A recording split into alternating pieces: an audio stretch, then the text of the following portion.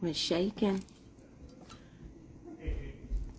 Look at me. I'm like, am I on the right Instagram? Yes. Yes, I'm on the right Facebook.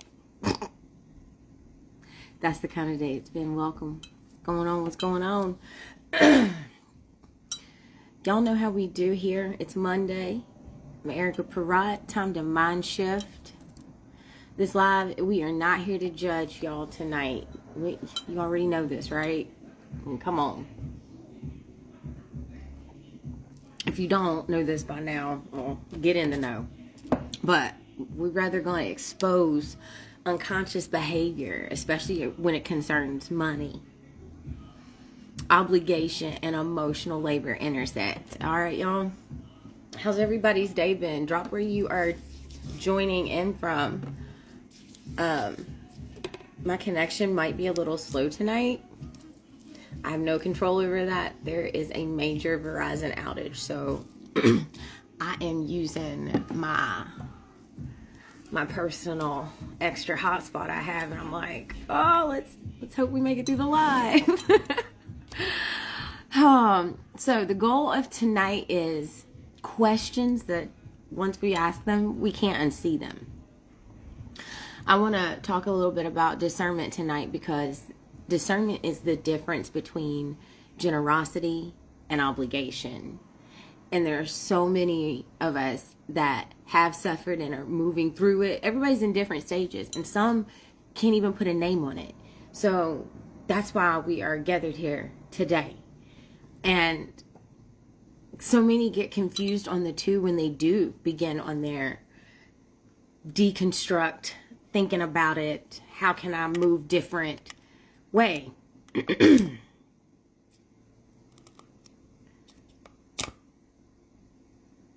And a lot of times, I don't think that we allow ourselves to honestly say out loud and embody the fact that it's going to cost us something when we don't move with discernment and authentic boundaries and know what is ours and what isn't and how we should be showing up.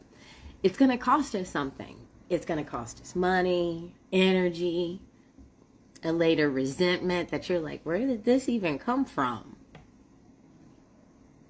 So, this time of year is tricky on so many different levels, because so many patterns that people don't want to look at, or maybe haven't even felt the need to until that tugging is just so loud. And it's not because the holidays are bad. But it's more rather that holidays tend to amplify unconscious behavior. Unfortunately, fortunately. Because when something's amplified, once the sun shines down on it, what we got to do? Flip it. Awareness. You make the choice once you're aware of it.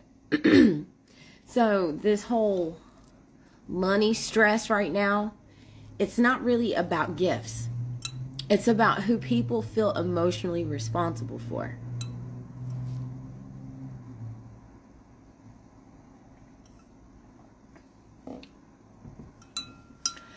And you know what? Discernment completely changes how you spend. But before that, it changes how you feel. And it starts stripping away at obligations over gratitude and real connection. When people really sit down and start to deconstruct, even myself, when I started tearing things apart and examining it further than, well, that's how it's always been, or that's the tradition, I started realizing most people overspend to avoid discomfort. And that's wild, because we will overspend here to avoid discomfort while creating a later discomfort. Crazy. Often too, people will give to avoid guilt. There's some people that will give to buy peace instead of practicing boundaries. And then there are some that perform generosity to maintain an identity. And when you have discernment moving in your grounded highest favor, you won't be running around panicking about money because you're very clear on the access, the coming ins, the going out of what that looks like.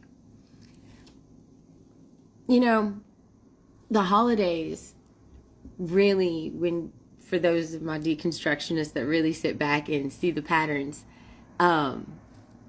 it really shows you how performative we have become as a society, and try to pawn it off as it's a tradition.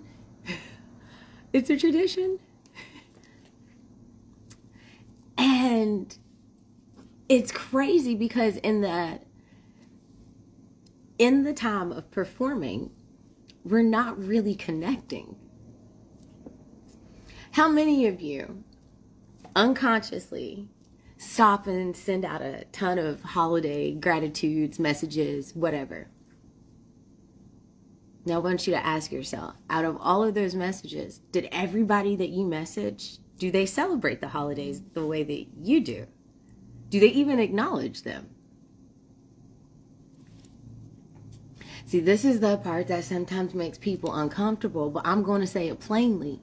A lot of people will stop their entire day to do a performative holiday check-in, a text, a call, a thinking of you, and they'll call that connection.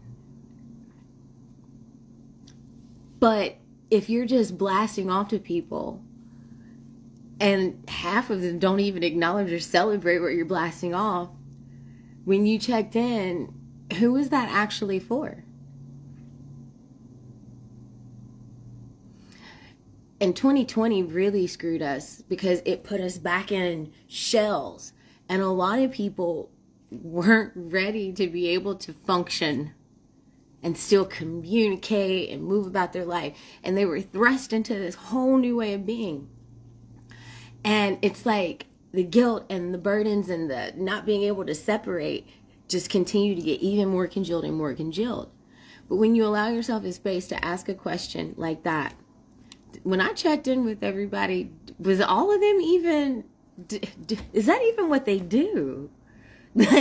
Or did I just go perform something so I could check it off and not have guilt because I didn't show up like I think I was supposed to?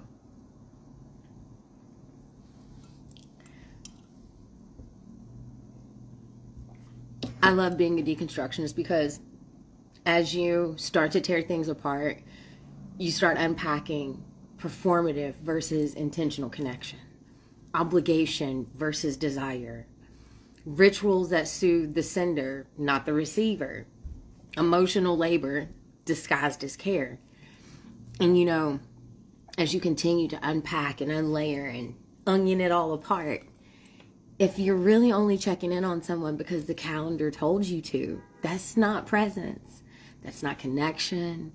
That's programming. And programming will have us canceling out discernment and running around in stress. Discernment is one of the most loving gifts you can give, not only yourself, but other people. Because when you don't understand it fully and you haven't really embodied it, it can feel cold or harsh. But when you begin to understand it, walk in it, pick it apart, you start seeing how discernment is simply the ability to tell the truth about what you're doing and why. People love to say generational wealth. This one's probably going to strike a nerve with somebody, and if it does, it was meant for you. But if you aren't ready to confront the emotional dysfunction that's hiding inside of each and every one of these holiday traditions that we so quickly pass down, then you're not really building generational wealth. While you might be creating paper that tomorrow they could wake up and tell you is devalued. But what you're handing down is debt in a nicer wrapping. When we get willing, and so many of us have already got very willing to ask these questions. That's why, most of you guys have showed up here. You're already asking the questions. But when we continue to ask the questions, when we're met with that moment, why am I buying the gift? Why am I going to that dinner? Why am I sending these messages? Why are you saying yes when you know it is a no? If the answer is because I feel bad, it's what I've always done, I just got to do it, that's not generosity, babes. That is 100% fear. And I want you to then sit back and just reframe and think about this. Holiday stress does not come from lack of money. Holiday stress comes from lack of boundaries. People don't get stressed about Christmas. They are stressed about disappointing people. They feel obligated to soothe, show up for, carry emotionally, whatever it is. But Christmas in itself has never really been about, the stress has never really been about that. It's always come from, how am I going to be perceived? Who am I going to disappoint?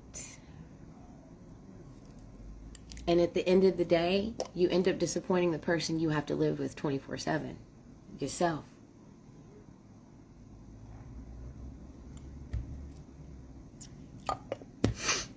And that motherfucker, you can't get away from him no matter how hard you try. So, here's some key things I want you all to take with you. If you are catching this live and are able to, grab your note, turn your note app on, grab your journal, whatever's close and handy. But I want you to take these with you forward. Not just for Christmas time, but for your lifetime. Who do you feel obligated to this season, and why? Number 2, if no one expected anything from you, what would you actually choose to do? Be real with this. Be honest, because these are your questions. These are your deconstructions. So choosing to honestly answer them, whatever that answer might be when it comes up, is the only way you deconstruct your life and path and unclutter it. These answers can't be based on how you think someone else is going to feel about it. You got to start at the root, okay? Number 3, who benefits from your holiday behavior? You or your fear of being seen differently? Number 4, if money wasn't involved, would you still show up the same way?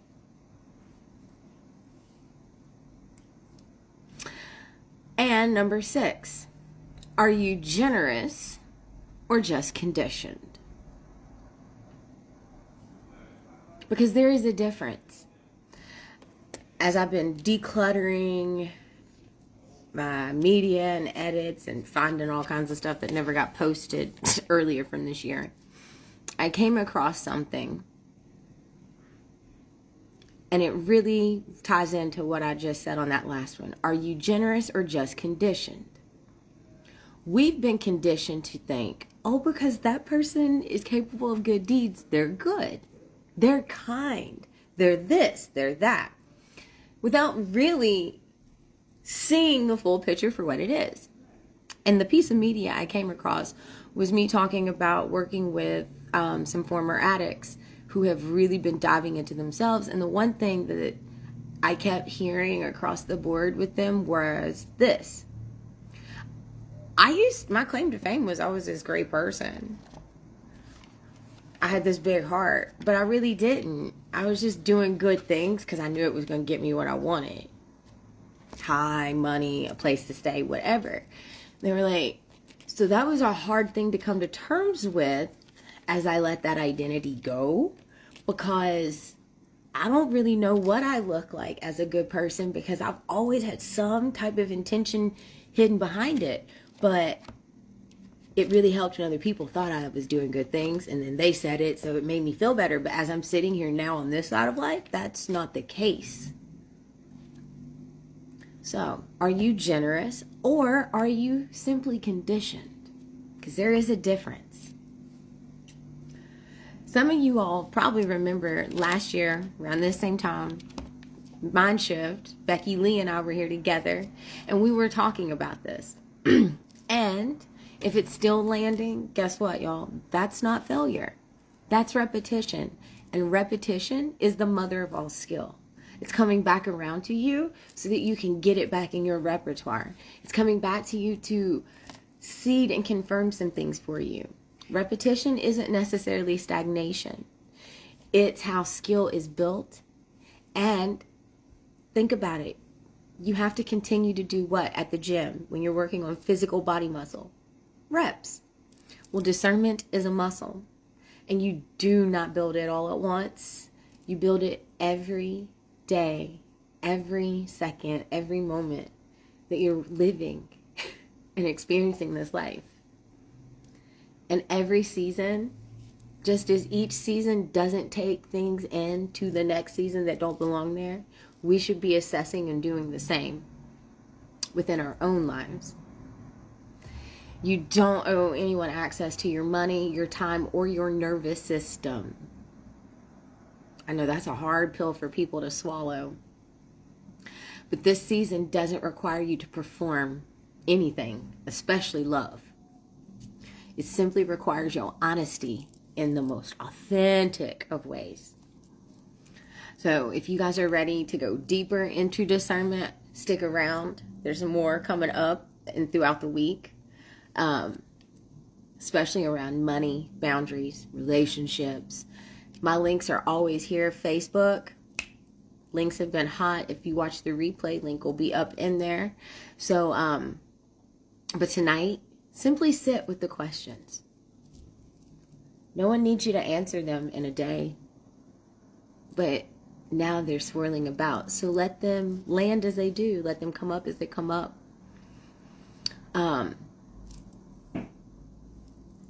And simply be okay with what comes up. It's okay if you're shocked or you're a little disappointed because you're like, I didn't see myself ever seeing that. It doesn't make it bad, doesn't make it good. But leave yourself the space to let it be so that you can honestly get to the root of the truth. Because at the end of the day, if you are doing it to make yourself feel better, to buy you peace, to buy you any of those small little things that, well, can't really be bought with physical money, you have already lost, my friend. You and the person you're giving the gift to has lost, because that energy is attached to that. So later when you like, where's this coming from? I got this feelings towards him. You have feelings towards him because you've done a lot of things yourself that have helped create those small resentments that now they're like a train. You can't stop it. So before it gets there, I hope you'll sit with those 4 or 5 questions from tonight. You guys know how we do it here. Leave comments, encourage one another. And if you missed this live, there will be replays.